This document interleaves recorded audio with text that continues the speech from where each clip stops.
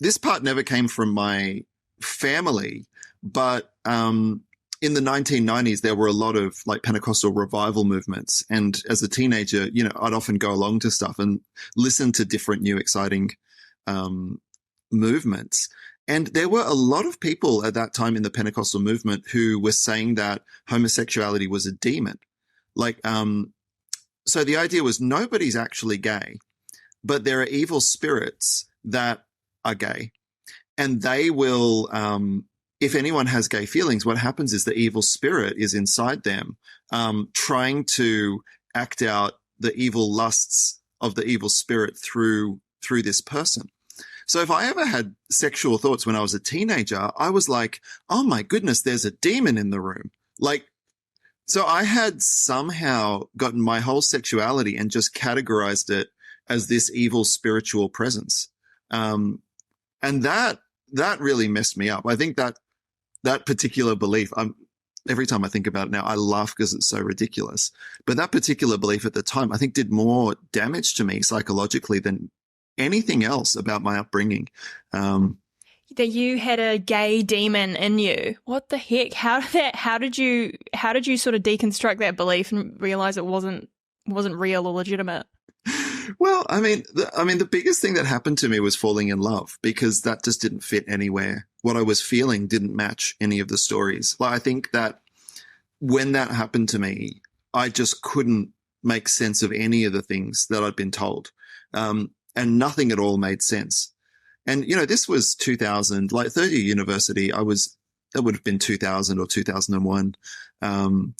I was still living with my parents. I was still financially dependent on my parents. And this was in the days of dial-up internet. And there's no queer literature in the library because it's too controversial at that time for there to be any information. There's just no information available about anything like that. But when my parents weren't home, I'd go and dial up internet. And I found this one website by a Catholic priest who went through faith and sexuality issues. And, back then, it was, I'm trying to remember the name of this book. The website was called Visions of Daniel because the author is named Daniel. And he just went through the Bible passages one at a time, and said, basically the information that you get is in the ancient world, people didn't know about sexual orientation.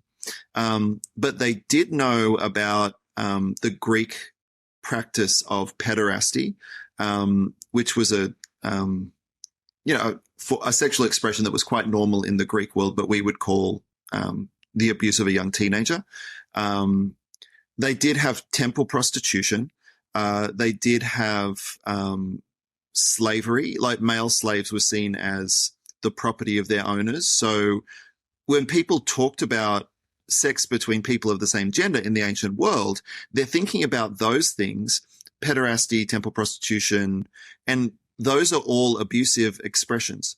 So, yeah, we've got a stack of Bible verses that say bad things about people of the same gender having sex.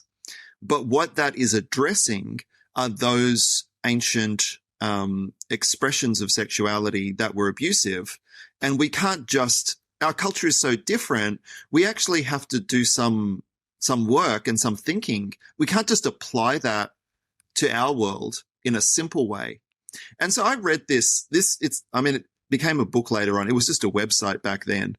And, when my parents went home, I'd dial up on the internet and I'd read as many chapters as I could before my parents got home. But it just completely blew my mind.